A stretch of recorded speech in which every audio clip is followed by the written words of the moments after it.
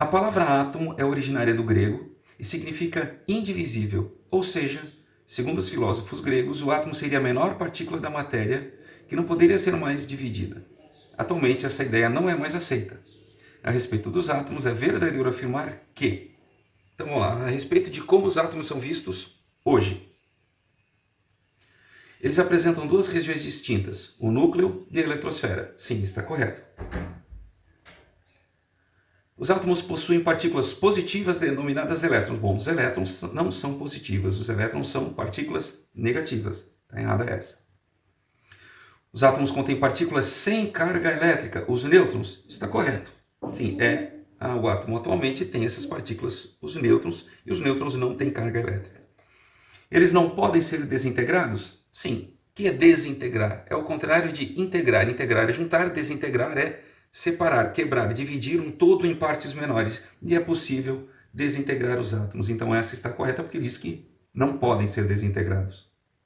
Bom, os átomos apresentam elétrons. Sim, os átomos apresentam elétrons cuja carga é negativa. Então essa está correta. E aí, gente, olha só, reparem. Se aqui diz que elétrons têm partículas positivas, são partículas positivas e aqui que são negativas, eu posso ter certeza de que pelo menos uma das duas está errada. Então poderiam as duas estar erradas, mas jamais as duas certas. Então, se alguém, por exemplo, vou chutar aqui. Presta atenção nesse tipo de coisa. Esse tipo de coisa é importante mesmo para quem não entendeu direito o conteúdo, não lembra os detalhes. Mas vocês têm que ter bom senso, não lembro da matéria direito.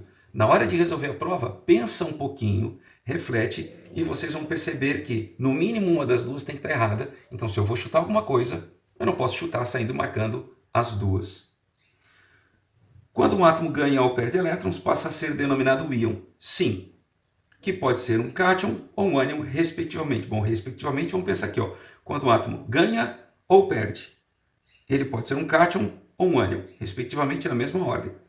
Bom, se ele ganha elétrons, ele fica negativo. Negativo a gente chama de ânion. Quando perde, fica positivo, chama de cátion. Então a ordem que foi citada isso aqui está invertida. Tanto o cátion quanto o ânion são íons, mas cátion é um ânion positivo, ou seja, que se forma quando o átomo perde elétrons, e ânion é um íon negativo, que se forma quando o átomo ganha elétrons. Então não é respectivamente. Prótons e nêutrons são encontrados no núcleo. Ok, até aqui está correto. Vamos lembrar, para a afirmação estar correta, ela tem que estar toda correta. Né? Se tiver um erro, a proposição está errada. Então, prótons e nêutrons são encontrados no núcleo. Até aqui está certo, vamos ver o resto. Que é a parte do átomo com carga elétrica positiva. Correto até aqui. E contém toda a massa do átomo? Não, não contém toda a massa do átomo. Se tivesse escrito que contém praticamente toda a massa do átomo, estaria correto. Mas eu não posso dizer que tem toda a massa do átomo, porque os elétrons têm massa.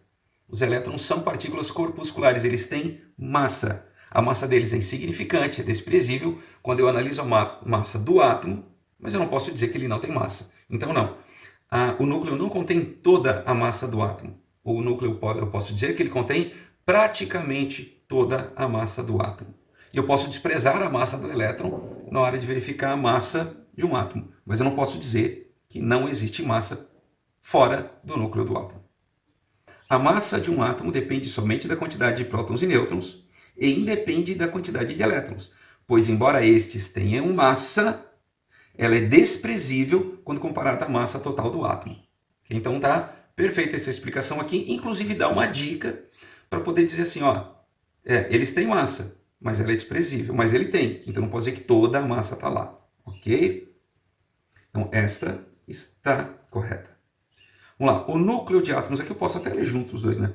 O núcleo de átomos será formado sempre por igual número de prótons e nêutrons, prótons e elétrons. Mas essa aqui fica mais fácil, o núcleo será formado por igual quantidade de prótons e elétrons? Não, porque o núcleo não é formado por elétrons, os elétrons não estão no núcleo. O átomo, sim, o átomo sempre será formado por igual número de prótons e elétrons. Se não forem quantidades iguais, então não tem mais o átomo, eu tenho um íon. Então essa está errada. Agora, o núcleo será sempre formado por quantidade de prótons e nêutrons iguais? Não. Em alguns átomos essa quantidade é igual, em átomos normalmente maiores, essa quantidade raramente é igual. Então não existe nenhuma relação aqui.